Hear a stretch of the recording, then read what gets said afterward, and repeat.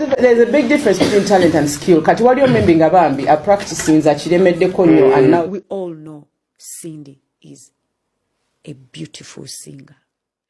Omuyimbi Sheba Karungi avuddemu nanga ate nakakasa William nanga ate byakakasiza ku Cindy Sanyu era nga ate ne Cindy Sanyu avuddemu nanga ate n'agamba nti nno waliwo kye bayita talent ne skill so nga ate Spice Diana munanga ate agunze abantu munanga ate omuziki mu kifo kyabaddemu bampita Jaminati nsinza ku Jaminati Yogi wabula kanswe nkutegeeze nti woobeera nga tonnaba kulayikinga video ogirayikinge kosaate n'okusubscribinga ntandise munanga ate n'omukyala Sheba Karungi. Sheba avuddeyo munanga ate n'agamba nti nno nkimanyi for example nti Cindy mukyala ayimba era alina munanga ate eddoboozi ddungi naye ekimwawula munanga ate ku ye waliwo kye bayita okubeera nga nze nsinga munanga ate okwagalibwa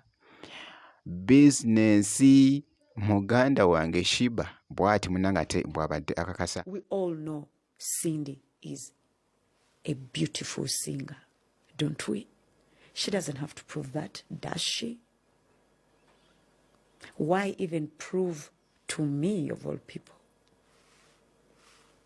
You understand? Do you get the game now? She already knows she can sing better than me. But you know what she knows she can't do better than me? The business, the favor, the audience, the fans, the numbers, the hits, baby. Yeah, that she can't beat me. So she can't beat me at being arrogant. She can't beat my favor. Because God gave me that. She might think I don't deserve it, but God already gave that to me anyway. So nga ate ne Cindy avuddeyo munanga ate n'agamba nti waliwo kye bayita talent munanga ate ne skill. Cindy Sanyu alina munanga ate style ye gy'akozesezza ng'ali mu kunnyonnyola munanga ate ku interview gy'abaddeko ku radio station emu nga bwogezaako okulaba munanga ate akatambi ako. There's a big difference between talent and skill. Kati wali omembi nga bambi a practicing za chiremeddeko nnyo and now they sound good. Naye nkubule nga wataddeyo omuntu n'omuntu alina talent ojja tegeera ekintu kye njogerako. It's different. I'm not trying to diss everyone. Respect to all of you, the dummies, the ones who try cool, like respect to all of them. Who's a dummy? No, it's just like you have artists these days nga bamufuna kubanga she's a good dancer. Or they get her because she's very pretty. Kati ebisigadde babijingirira mu studio. So what makes an artist? Talent. But that's just me. You don't need to follow my guidelines. You understand? You keep yours. Great. You know, whatever you see as an artist, you do that, you know. But then when it comes to my side, you'll understand because of all the training I've been through, all the trials I've been through, my standards are going to be high naturally because of what I've been through, you know, and how far I've gotten. So for me, talent is the first thing, it's the second and the third. Is she pretty? You understand? Can she dance? Those are after talent. Yeah, but then right now, it's like we have a pretty face and she has a butt. And she can sing. That's it, they put her on stage. God have mercy upon us.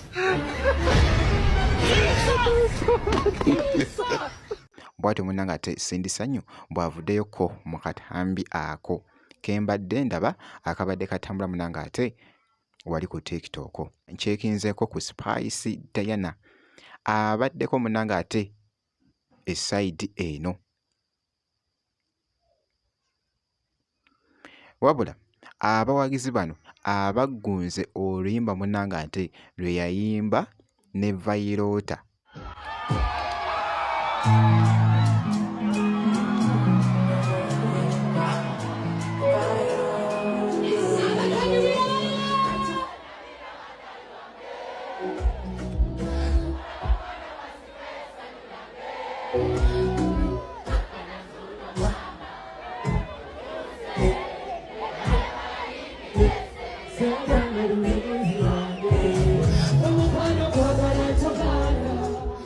Bw'atyo omuyimbi munanga ate Spice Diana we yagunze munanga ate abawagizi be omuziki mu kifo ekimu munanga ate kye yabaddemu. Wabula ky'olina okukola ku subscribinga, ebisigadde byonna tujja kubeera nga tukuwa update.